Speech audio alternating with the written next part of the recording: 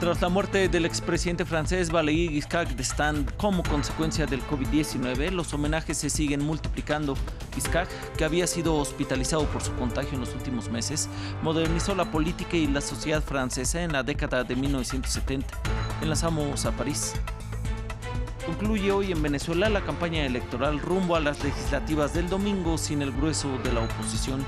Los partidos mayoritarios contrarios al gobierno de Nicolás Maduro no participarán en los comicios porque denuncian falta de garantías.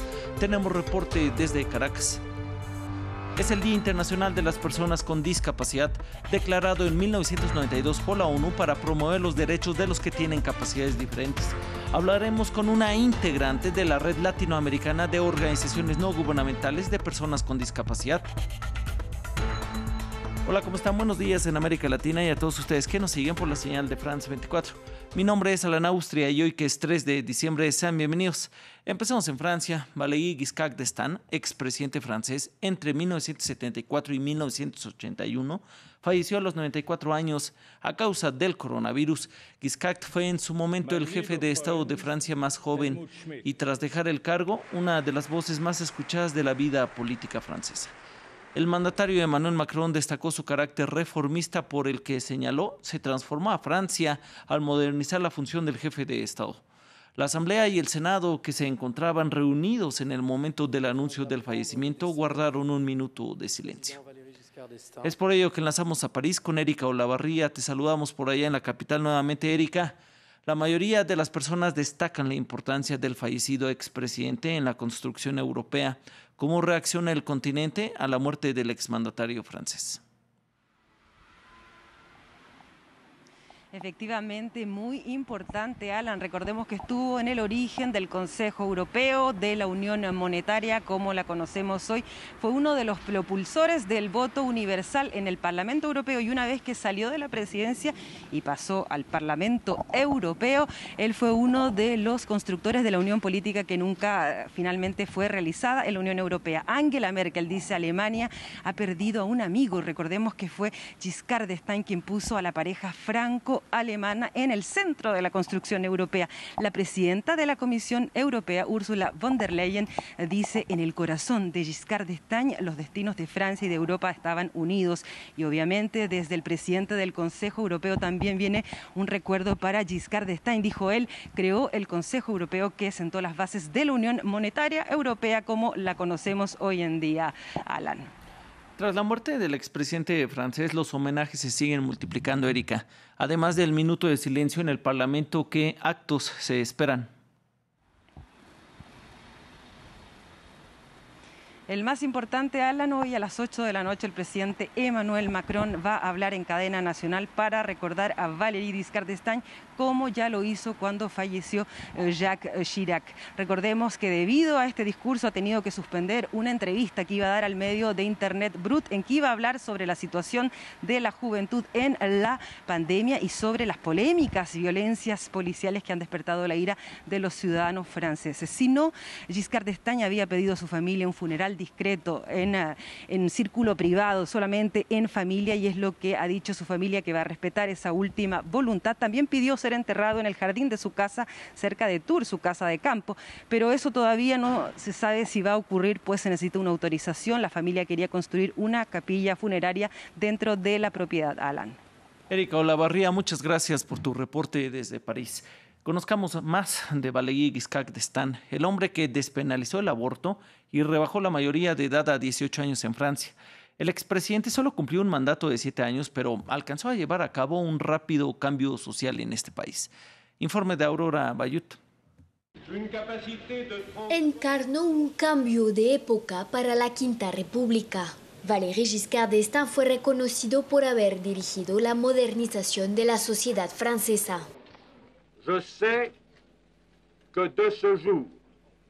Sé que hoy marca una nueva era para la política francesa, la del rejuvenecimiento y el cambio para Francia.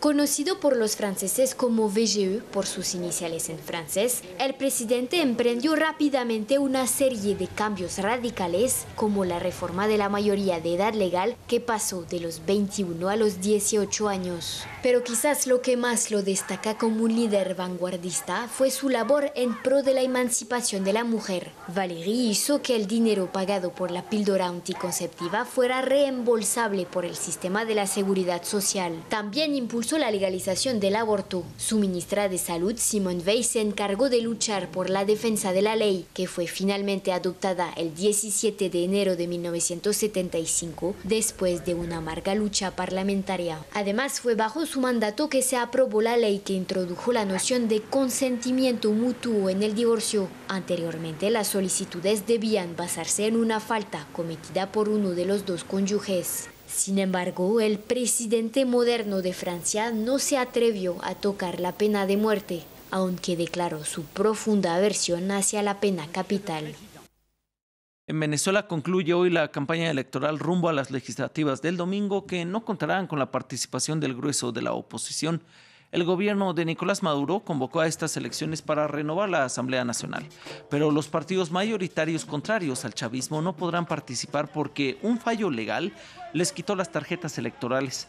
Juan Guaidó insta a los ciudadanos a rechazar las parlamentarias que el líder opositor y 37 organizaciones más que lo apoyan consideran fraudulentas. Hablamos con nuestra corresponsal en Caracas, quien nos adelantó qué se tiene preparado para esta jornada. Buenos días, Alan. Sí, fue un cierre típico de campaña electoral debido a la pandemia del COVID-19. Los candidatos comenzaron desde el 30 de noviembre a hacer sus cierres. La parte opositora que está yendo a estas elecciones lo hizo en pequeños salones de hoteles donde no reunieron más de 100 personas.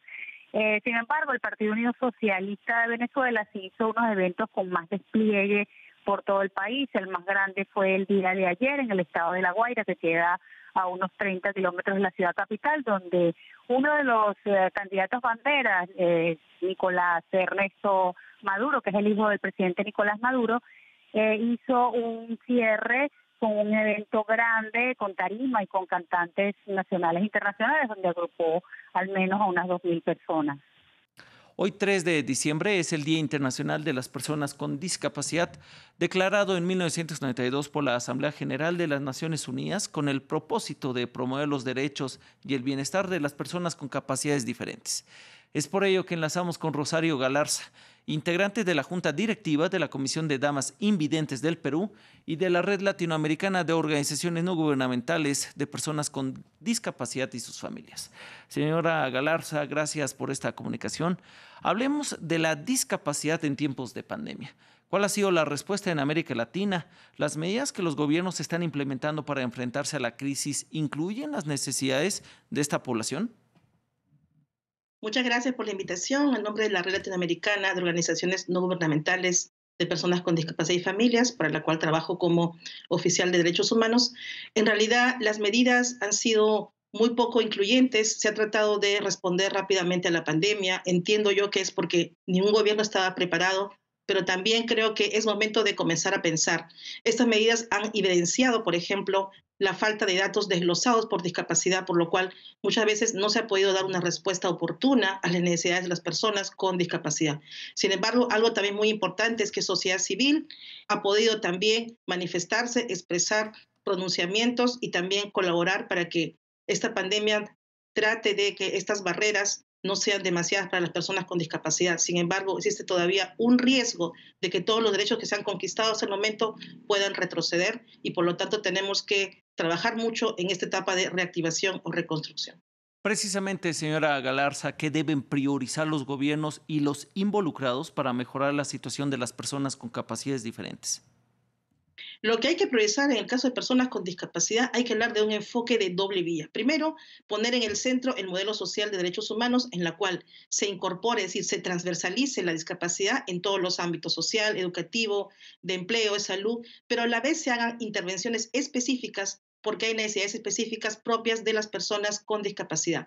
Se debe garantizar la accesibilidad de la información en todo formato, en todo momento, y sobre todo garantizar mecanismos de consulta para que las personas con discapacidad podamos participar desde el diseño, evaluación, implementación de toda política y programa social.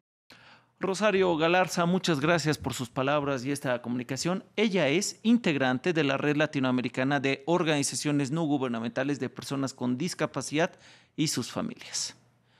Más de 64,5 millones de personas han resultado contagiadas por el coronavirus a nivel mundial y cerca de 1,5 millones han muerto por la pandemia. Veamos más noticias que deja el COVID-19 en esta jornada.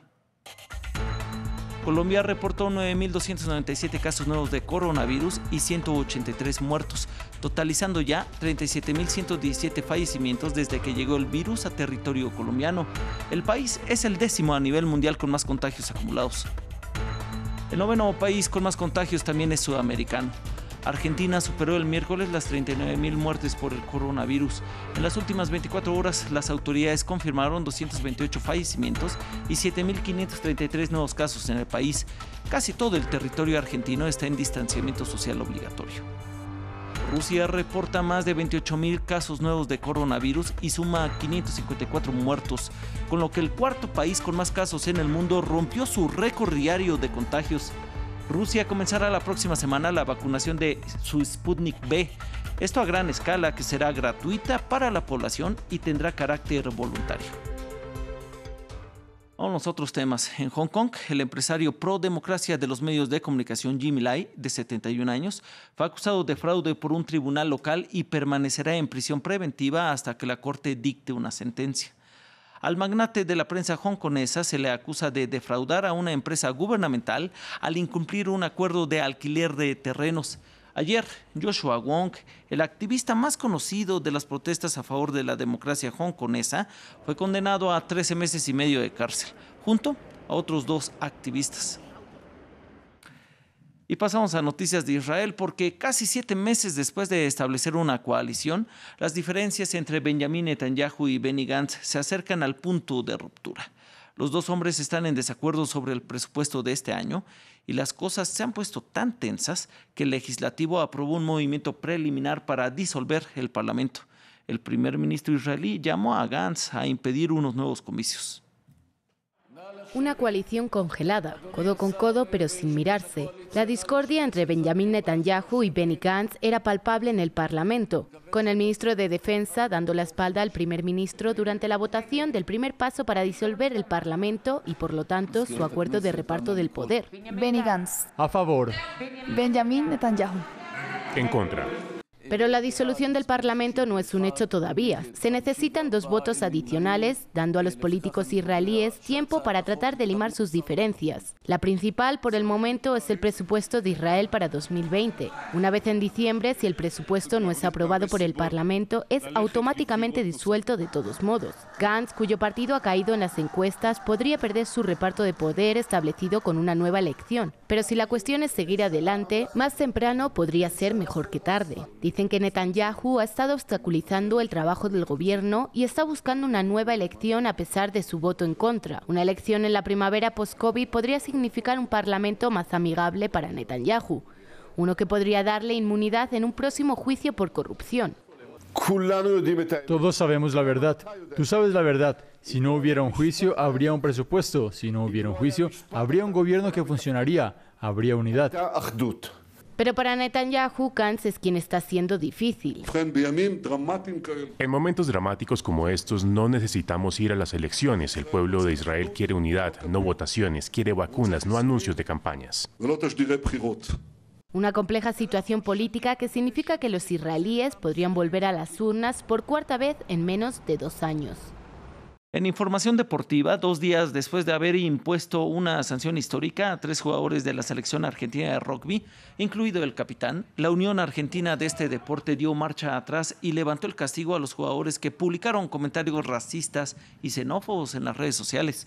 Sin embargo, estos integrantes no harán parte de la delegación que jugará el sábado contra Australia en el torneo 3 Naciones.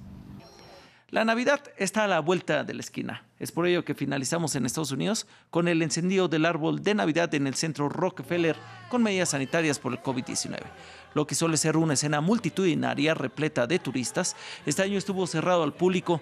El encendido de las luces navideñas del árbol de 23 metros de altura se transmitió por televisión. Los dejamos con estas coloridas imágenes. Siga con más en France 24.